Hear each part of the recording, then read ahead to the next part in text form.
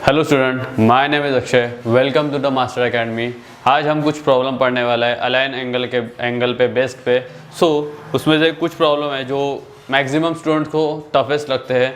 वही प्रॉब्लम में से एक प्रॉब्लम मैं ले रहा हूँ जो शो दैट पे डिपेंड है, कभी भी शो दैट को सॉल्व करना हो, सबसे पहले है हमको देखना चाहिए LHS फिर RHS। बट मुझे लगता है कि RHS ही आपने को आंसर दे सकता है। RHS को देखा जाए, जैसे ये प्रॉब्लम देखते हैं तो इस प्रॉब्लम में देखा है कि cos π/8 plus cos 3π/8 plus cos 5π/8 plus cos 7π/8 equal to zero. इसका मतलब समझे लॉजिक क्या है इसमें। इक्वल टू जीरो मीन्स बोलने का मतलब यहाँ पे कुछ कैंसिल होने वाला है। जीरो का मतलब यहाँ पे कैंसिलेशन होने वाला है। क्या होने वाला है? कैंसिलेशन। किसका? इन टर्म्स का, इन ट्रिग्नोमेट्रिक टर्म्स का विद एंगल कैंसिलेशन होने वाला है। बट कैंसिलेशन कैसे हो सकता है? यहाँ पे एंगल्स तो क्या है? डिफरेंट है। यहाँ पे एंगल्स क्या है? डिफरेंट है। इन एंगल्स को, डिफरेंट एंगल्स को सेम करने के लिए हमको अलाइन एंगल का यूज करना पड़ेगा। अब सबसे पहले एनालाइज करते हैं कि इस एंगल्स में π/8, 3π/8, 5π/8, 7π/8। अब इसमें से दो जो टर्म्स है वो कॉस में है, यानी ऐसे समझ के चलो कोई दो टर्म्स पॉजिटिव में, दो टर्म्स हमको नेगेटिव में चाहिए। वो कैंसिलेशन होगा और आंसर हमको जीरो मिल जाएगा। कैसे करेंगे हम इसको? बोला जाता है एनालाइज करने के बाद पता चले कि π/8 और 3π/8 इन दोनों में से हम कुछ चूज करेंगे या परफेक्टली चूज करेंगे, या π/8 और 3π/8 इन दोनों को हम चूज किए, ये फिक्स्ड है, इनको हमको चेंज करना है विथ दिस टू एंगल्स। सबसे पहले देखा जाए, मैं इसको लेता हूं cos π/8। cos π/8 को हम बोल सकते हैं cos 8π - 7π/8। ऐसे बोल सकते हैं हम इसको कि 8π - 7π/8 इज इक्वल टू, यानी यही इक्वल होगा। इसको ही लिख सकते हैं cos π 7π/8। और यहाँ से हमको एक एंगल मिला जो अलाइन एंगल से कंपेयर होता है। बोला क्या जाता है कि cos π - 7π/8, तो ये हमारा आएगा पाई है तो ये 180 में सेकंड क्वाड्रेंट आएगा, और सेकंड क्वाड्रेंट में दोनों टर्म्स क्या होती है? सेम होती है। तो cos π - theta is equal to क्या होता है? cos थीटा, वो भी माइनस में। क्या होगा? यहाँ पे मेरा आंसर आने वाला है -cos 7π/8। पहला टर्म मिल गया जिसमें क्या है, मुझे माइनस में, नेगेटिव में cos 7π/8 मिल गया। ये दो कैंसिल हो सकते हैं। मीन्स इसके cos π/8 के जगह हम लिख सकते हैं -cos 7π/8। For this angle cos 3π/8 इसको बोल सकते हैं cos 3π/8 है, और यहाँ पे 5π/8 है। हम लिख सकते हैं 8π - 3π/8π। बहुत ही ईजी है। जैसे 3π/8, इसको कैसे कर सकते हैं हम? 8π - 3π, क्या 8π - 3π, सॉरी 3π नहीं 5π, सॉरी। यहाँ पे अपने को क्या चाहिए था? 3π चाहिए था। हमको 3π चाहिए था, बट यहाँ पे मैं 3π के नहीं लिख सकता, यहाँ पे 5π लिखूंगा। तो 8π - 3 5π इज इक्वल टू 3π आऊंगा। इसको हम लिख सकते हैं cos π - 5π/8 एज इट इज, जैसा है ऐसा ही फॉर्मूला है। यहाँ पे भी होगा cos 5π/8, cos 5π/8। हम यहाँ पे पुट करते हैं वैल्यू। यहाँ पे हम cos π/8 की जगह रखेंगे LHS लेते हैं। LHS में cos cos 7π/8 then cos 5π/8 plus cos 5π/8 plus cos 7π/8। यहाँ से कैंसिल होगा ये टर्म, यहाँ से कैंसिल होंगी ये टर्म, और हमको RHS मिल गया 0। बहुत ही ईजी है। सबसे पहले हमको समझना पड़ेगा कि शो दैट कैसे सॉल्व होता है। इसमें दिया क्या है? सबसे पहले क्वेश्चन को एनालाइज करो, उसके बाद RHS को सबसे पहले एनालाइज करो, आपको आंसर मिल जाएगा। अभी हम नेक्स्ट प्रॉब्लम लेते हैं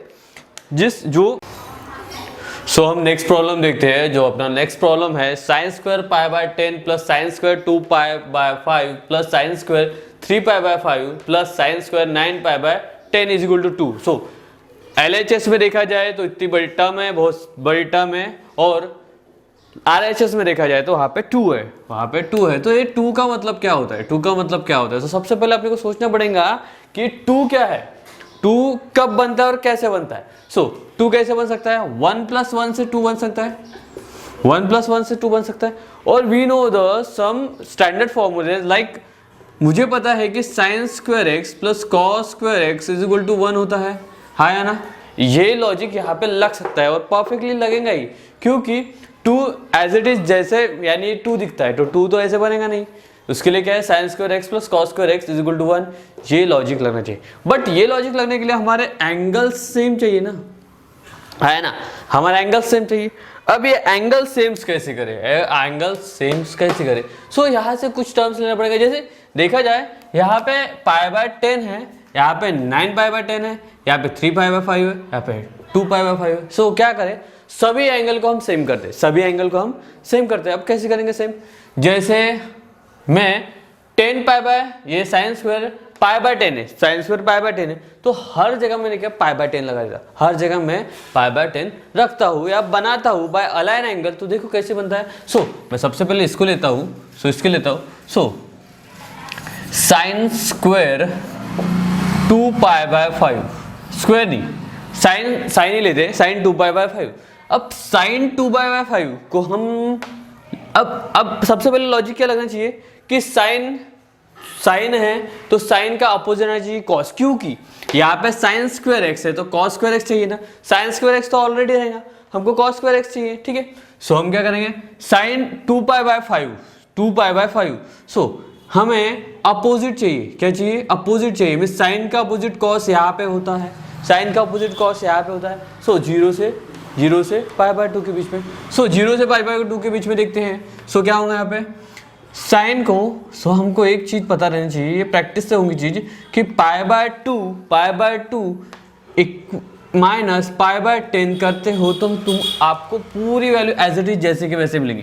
कैसे, π/2 minus π/10 means π/2 plus cross multiply करता हूँ, इनका मैं क्रॉस मल्टीप्लाई करता हूँ, तो 10π माइनस 2π /20 8π/20 है क्या नहीं, ये 4 से जाएगा 2 टाइम, जाएगा 5 टाइम्स मीन्स 2π/5, है ना, करेक्ट है। अब by allied angle we know that कि साइन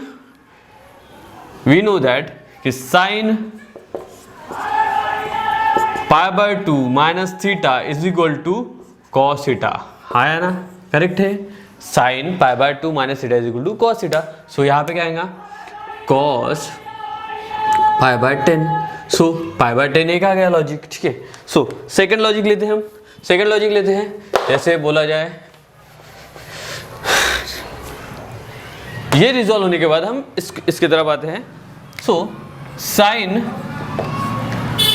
3π/5, इसके लिए भी हम ऐसा ही कुछ करने वाले हैं, इसके लिए भी हम ऐसा ही कुछ करने वाला है। जैसे साइन π/2 प्लस π/10 करते हो, π/2 प्लस π/10 करते हो, क्रॉस मल्टीप्लाई करोगे तो 10π प्लस 2π मीन्स 12π/20, 12π/20। सो 12π/20 से करते हैं तो 3π/5 बराबर आता है। सो साइन का अपोजिट क्या होता है, cos π/10, cos π/10 यहाँ पे भी आ गया, cos π/10 यहाँ पे भी आ गया। सो अब cos ये π/10 है, ये भी एंगल चेंज हो गया, ये भी एंगल चेंज हो गया। अब बात है इसकी, इसको कैसे चेंज करें, इसको कैसे चेंज करें, हम कर सकते हैं इसको भी चेंज। साइन 9π/10 को हम लिख सकते हैं साइन 10π माइनस π/10, है ना। साइन हम सेपरेट कर दे तो क्या होगा, यहाँ से 10 कैंसिल होके पाई बचेगा, यहाँ पे π/10 हो जाएगा। और हमको पता है पाई माइनस π/10, पाई माइनस π/10 ये क्या होता है, ये आता है सेकंड क्वाड्रेंट में, और सेकंड क्वाड्रेंट में साइन का टर्म साइन ही आता है क्योंकि एक सेम आता है, तो यहाँ पे आएगा साइन π/10। सो हमारा यहाँ सब टर्म्स बन चुके हैं, कॉस के कॉस सबके आंसर्स। सो अभी हम पुट करते हैं LHS में, LHS में पुट करेंगे, ये हमारा LHS हो गया।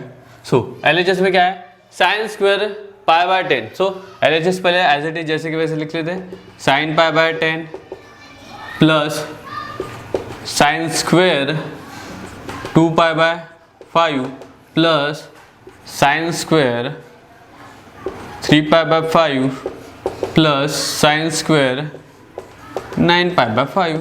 So sine square pi by 10, sine square pi by 10। अभी एक चीज और देखना है यहाँ पे कि कभी भी साइन स्क्वायर एक्स को हम लिख सकते हैं साइन एक्स का होल स्क्वायर, साइन एक्स का होल स्क्वायर। ये समझना बहुत जरूरी है, मैक्सिमम लोगों को इसका बेसिक पता नहीं होता है। सो अभी sine square pi by 10, sine square pi by 10 का, साइन स्क्वायर पाई बाय 10 का as it is sine square pi by 10 होता है, ठीक है। उसके बाद साइन 3 पाई बाय 5 नहीं 2 पाई बाय 5। सो 2 पाई बाय 5 के जगह हम लिखेंगे cos square pi by 10 plus sine square 3 pi by 5, sine square 3 pi by 5 cos square pi by 10 plus sine square 9 pi by 5, sine square 9 pi by 5 का आऊँगा sine square pi by 10। So यहाँ से हमको कुछ standard फॉर्मूले मिल गए, sine square plus cos square is equal to 1। So क्या बनेगा, sine square pi by 10 plus cos square pi by 10 means value 1, और कॉस स्क्वायर पाई बाय 10 और साइन स्क्वायर पाई बाय 10 की भी वैल्यू 1, और RHS बन गया 2। सो ऐसे ही प्रूव होता है अलाइन एंगल में, जो डिफरेंट टाइप्स ऑफ प्रूफ होते हैं। बस सबसे पहले देखना पड़ता है कि हमारा LHS और RHS, हमें लॉजिक लगाना चाहिए कि LHS लूँ या RHS लूँ। बट LHS लेते हो तो RHS की कहीं ना कहीं हेल्प होती है। मीन्स प्रूफ करते समय हमें हमारे माइंड में 2 स्टेप्स लास्ट के याद रहने चाहिए, या हमको समझना चाहिए कि 2 स्टेप्स कैसे हो सकते हैं।